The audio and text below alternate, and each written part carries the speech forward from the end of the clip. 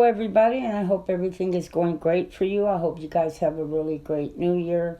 Although I don't think that next year is going to bring us anything better, I think it's going to be far worse.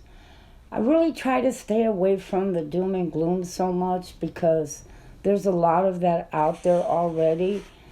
But I really, really think this is just, it's over for us. The party is over. And I think that a lot of us do not realize, or maybe we do, but it's kind of like, if you've never lived through something, you really don't know just how horrible it is until you actually live through it. And I think even I say myself, well, if I woke up and, there was no electricity because it was constantly being turned off, or I didn't have the money to pay for it, what would I do? What if I couldn't get gas? Could you imagine being out in the heat of the summer, trying to cook? And hey, I like to reheat my coffee in the microwave. Well, if I couldn't do that anymore, could you imagine just to heat up a cup of coffee? To go outside and try to build some fire every time I wanted a cup of coffee to reheat it? A lot of things that, we just haven't thought about. Now, yeah, maybe you could put your coffee in a thermos bottle and it would keep you for several hours that way. But, there's a lot of people who haven't even thought about something like that and say, oh, wait a minute, I could put my coffee in a thermos bottle. We have come so accustomed to just having everything so convenient for us and also having a lot of the foods that we like. And I don't think in the future that is something that's going to happen. Now, I know a lot of times I give recipes, and actually the recipes are what people watch less than anything else. And part of it is because the recipes seem boring. Well, when everything falls apart, your food is going to become very boring because you're not going to have any of the extra things that you're used to or that you could just go to the store and get your hands on. Hey, lasagna. Well, lasagna is going to be out the door. There's so many foods. Oh, spaghetti. Well, you forget it with meatballs because hamburger meat is going to be so precious to you. You're not going to waste it on making meatballs. So it's just going to be some sauce over some noodles. There's a lot of things. Tacos. You're not going to have lettuce and tomatoes. You can forget that one. Good luck. You probably won't even be able to get a hot dog bun. If you could even afford the package of hot dogs or even get them. There's tomatoes in cans, yes, but it's not the same as a sliced tomato if you like tomatoes on your food. Or tacos without lettuce, without sour cream, without cheese. What would we do? Well, there are a couple of things we could do. One of them is instead of making tacos, you can make what they call rolled tacos. Now, if you want to just make a taco, there is diced tomatoes in a can. And they are very firm and they taste just like a tomato that has been finely chopped up, which could be put over a hamburger if you could make one at home, could be put on tacos, it could be put on top of a hot dog if you make your own hot dog buns. And they really do work. And so you might want to stop and think maybe of storing yourself some extra cans of diced tomatoes because they could take the place of a regular tomato. Enough of them on something and, it's like having a sliced tomato, except they're much smaller. There's things that we're honestly going to have to change and really rethink how we do things. We're not going to be able to make what I call leftovers. There's not going to be any. There was never leftovers during the Depression. They were lucky if they had enough food to feed the family that was sitting before them for getting leftovers.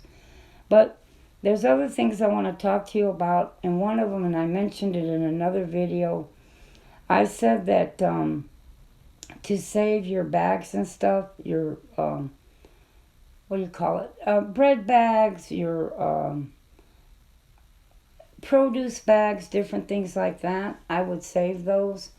And I'll get to in a minute as to why. Because I want to talk to you about thinking of simplifying how you're going to cook. because you're not going to cook like you're used to cooking. You're not going to be able to get your hands on the extras. Did you ever stop and think, I used to think about that scripture when they said they would throw their gold and silver in the streets. Well, why? Why would anybody throw their gold or silver in the streets that it would become useless? The one thing I could think of is because what you want to buy you can't get. And so it becomes useless to you because you cannot get your hands on what you want to buy because it's just not there. So it becomes useless to you because it's just, you can't get it. That's the one thing that I thought about when I saw that scripture. I said, things must really going to be so bad that people will not be able to buy what they want, no matter how much gold and silver they have, because it's not going to be there. They're not going to be able to get their hands on it. And so we're going to have to learn to simplify our lives and learn to cook without a whole lot of things, or learn that there's a whole lot of things we're just not going to be able to cook anymore because we're not going to be able to fancy it up. We're not going to be able to add cabbage to it or lettuce to it or a whole lot of other things. Hopefully maybe we can, but I don't think we're going to be able to. I really don't. Potatoes, maybe you can get your hands on them, but how much are you going to pay for them? So, I say to myself, when it comes to recipes, it's just going to be old-fashioned, whatever you can cook in a pot. One pot, and maybe open a jar of something, or cans that you've maybe saved of something, or beans, and that's it. Because we're just not going to have it. And it's going to cost too much to try to do it. It just really, really will, and we're not going to be able to get our hands on it. Now back to the reason about the bags, okay? A lot of us buy Ziploc bags and things to put in the freezer. Well, what happens when Ziploc bags are unavailable, or it's one of those things that we just can't afford anymore? We just, we don't have the money for it because there's other things that are more important. Well, that's why I told you to save your bread bags and save produce bags because they can be reused to put food inside. Now, I save mine because I don't buy a lot of Ziploc bags. I do rewash Ziploc bags, but even after a while, they're just funky and they get holes in them. And you just, you can't use them forever. So I do save Ziploc bags. Now, these are computer labels. They're labels that you would put on envelopes or something to mail out. And what I have in here is roasted jalapenos that I freeze. And I label it because if you do this, you gotta label your bag somehow. Otherwise, you'll have a whole bunch of bread bags and have no clue as to what's inside of it. So whether you label it with a computer label or you use a magic, a marker, a black marker to do it, but do it and save them. And the plastic bags you can use like saran wrap. Now, here's another thing that I do. This chicken, it was whole, Tyson chicken for 47 cents. I cut it in half, as you can see, half, and I froze the two halves. Why? I don't want leftovers. And this can feed 4 to 5 people. A leg, a thigh, the breast can feed 2 people, and I eat the wing with a small amount of breast meat. And the breast can actually feed 2. Now, a leg and a thigh, well, you might want to say that my honey bunny, he can eat the leg and the thigh by himself. But if you have no other choice, you just, use the one leg for one person, the thigh for another, 2 pieces of the breast meat, and then the wing for somebody else. That's 5 people. I don't cook whole chicken. I don't do it anymore because there's too much leftover, and leftover has a tendency of, what am I going to do with this? It sits in the refrigerator for a few days. So I've learned to cut back and cut half and cook half of the chicken at a time. Now, you could do this with chicken and dumplings if you want. It's totally up to you what you would like to do. But this is just half of a chicken. Now, I'm going to show you what I do, okay? I like to take this chicken, and it's just half, and I like to I use lard, okay? Because I think lard lasts longer. It doesn't get rancid as quickly as oil does. And I cook with cast iron skillet.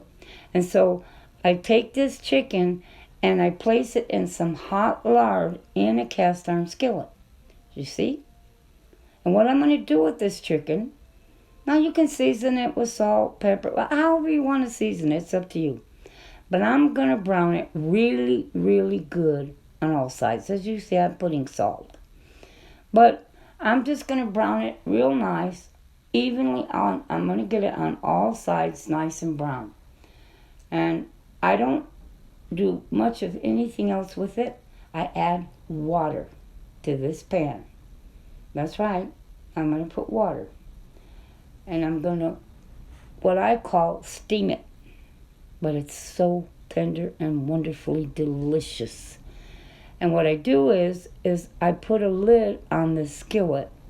Once I put the water in there, and I keep coming back and adding more water every time it starts to run out until it's just bone just falls apart. You see, I just put a lid over it, and that's it. And it's delicious. You can open a can of vegetables. You can make some dumplings on the side of it. Whatever